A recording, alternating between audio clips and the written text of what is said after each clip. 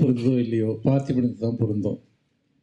இந்த விழா கூட இப்படி ஒரு விழா படம் ரிலீஸ் ஆகி ஒரு வாரத்தில் இது ஒரு வெற்றி விழாவாக, ஒரு தன்னம்பிக்கையுடன் அந்த மகிழ்ச்சியை பகிர்ந்து கொள்கிற ஒரு விழாவாக நான் சினிமா வரலாற்றில் இப்படி ஒரு விழாவை இப்போது தான் பார்க்கிறேன்.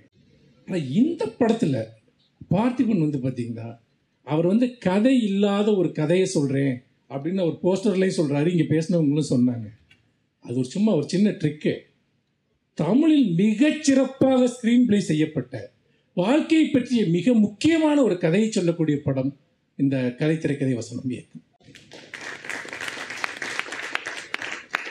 இதில் முக்கியமாக 2 கதை இருக்கு. ஒரு கதை தமிழ் சினிமா தன்னோட கதையை சொல்லுது. முழுக்க அந்த தம்பிராமையாவோட கேரக்டர் வழியா தமிழ் சினிமாவினுடைய பல பரிமாணங்கள், அதனுடைய குறுக்கு வெட்டு தோற்றத்தில் பல பரிமாணங்கள் பார்த்திங்கன்னா சொல்லப்படுது. படத்தோட ஆரம்பத்திலிருந்து முடிவு வரைக்கும் பார்த்திபன் என்ன பண்ணுறாருன்னா, நீ இதைத்தானே நீ நினைக்கிற, ஆனால் இது இல்லை, இதற்கு பதிலாக வேற ஒன்று நடக்க போகுது அப்படின்னு தொடர்ந்து முதல் காட்சியிலிருந்து கடைசி காட்சி வரைக்கும் சொல்லிக்கொண்டே வருகிறார். இது ஒரு சினிமாவைத்தான் நீ பார்க்குற, நீ இதை பார்த்து நீ ஒன்றும் பெரிய மயங்க வேண்டியதில்லை, அதிர்ச்சி அடைய வேண்டியதில்லை, இது வெறும் சினிமா, இது வெறும் காட்சிப்படுத்தல் என்பதை ஒரு இயக்குனர் சொல்லிக்கொண்டே ஒரு சினிமாவை காட்டுவது என்பது.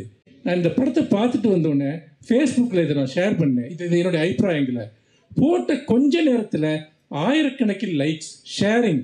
ஏன் இந்த படத்தை இவ்வளோன்னா, இந்த லைக்கும் ஷேரிங்கும் வெறுமனே இந்த விமர்சனத்துக்கானதல்ல. இந்த படம் அவ்வளவு பரவலாக இன்றைக்கு பார்வையாளர்களை ஈர்த்திருக்கிறது. அவர்கள் தங்களை அதில் எங்கோ இனம் கண்டிருக்கிறார்கள் என்பதனுடைய ஒரு அடையாளம் தான் இந்த படம்.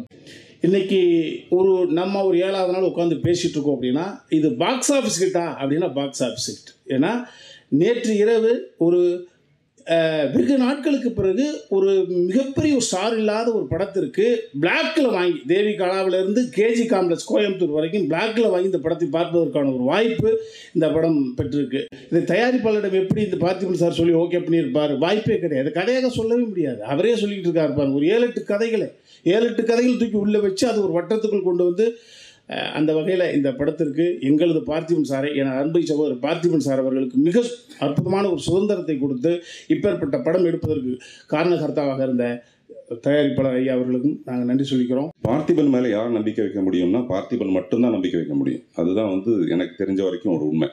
ஆனால் அப்படிப்பட்ட என் மேலே இன்னொருத்தர் நம்பிக்கை வச்சார் இந்த படத்தோட தயாரிப்பாளர் மோகன், திரு சந்திரமோகன் அவர்கள். சினிமானா இவ்வளோ சீரியஸான விஷயமா அப்படின்னு சொல்லிட்டு, சத்தியமாக நான் இந்த 25 வருஷமாக இந்த சினிமாவை நான் ஐசியூவில் இருக்கிற மாதிரியே தான் இருந்துகிட்டு இருக்கேன். அவ்வளோ சீரியஸாகவே இருந்துகிட்டு இருக்கேன் நான்.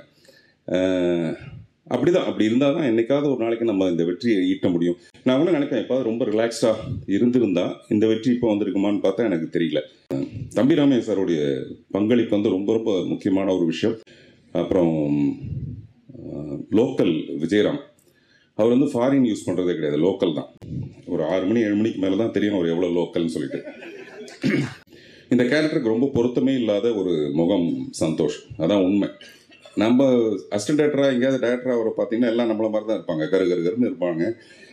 இவ்வளோ ஒரு அழகாக ஒரு ஹேண்ட்ஸமாக இருக்கிற ஒரு மனுஷன் இந்த கேரக்டருக்கு போகிறது மிக தப்புன்னு எனக்கு நல்லா தெரியும். பட் படத்தோட சென்டர் பாயிண்ட் என்னென்னா ரொமான்ஸ். ஒரு ஹஸ்பண்ட் ஒய்ஃபோட ரொமான்ஸ் ரொம்ப இன்ட்ரெஸ்டிங்காக இருக்கணுங்கிறதுக்காக சந்தோஷன் இதுக்கு அக்செப்ட் பண்ணேன். பட் அவரோட வாய்ஸ் ரொம்ப பொருத்தமாக இருந்தது. அதனால் ஒரு நார்த் இந்தியனாக இருந்துக்கிட்டு தமிழில் அவரே டப் பண்ண வச்சுருக்கேன். இப்போ நாம் பேசணும், இது ஒரு ட்ரெண்ட் செட்டராக இருக்குது இந்த படம்.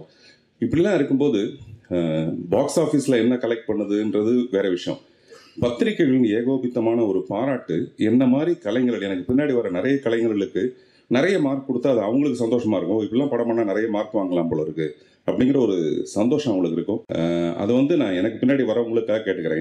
என்னுடைய மனநிலை இப்போ என்ன ஆயிடுச்சுன்னா, நான் செஞ்சுட்டேன் இந்த விஷயத்த. எனக்கு தேவையான வெற்றியை ரசிகர்கள் கொடுத்துட்டாங்க, பத்திரிகைகள் கொடுத்துட்டாங்க, எனக்கு அது போதும். மீதி மார்க்கை நான் அடுத்த படத்தில் வாங்கிக்கலாம் அப்படிங்கிற மாதிரி நான் மனசை சாந்தி படிச்சுட்டா கூட எனக்கு பின்னாடி வர நிறைய கலைஞர்களுக்கு அது ரொம்ப அவசியமான ஒரு விஷயம்னு சொல்லிட்டு மட்டும் நான் இங்கே குறிப்பிட விரும்புகிறேன்.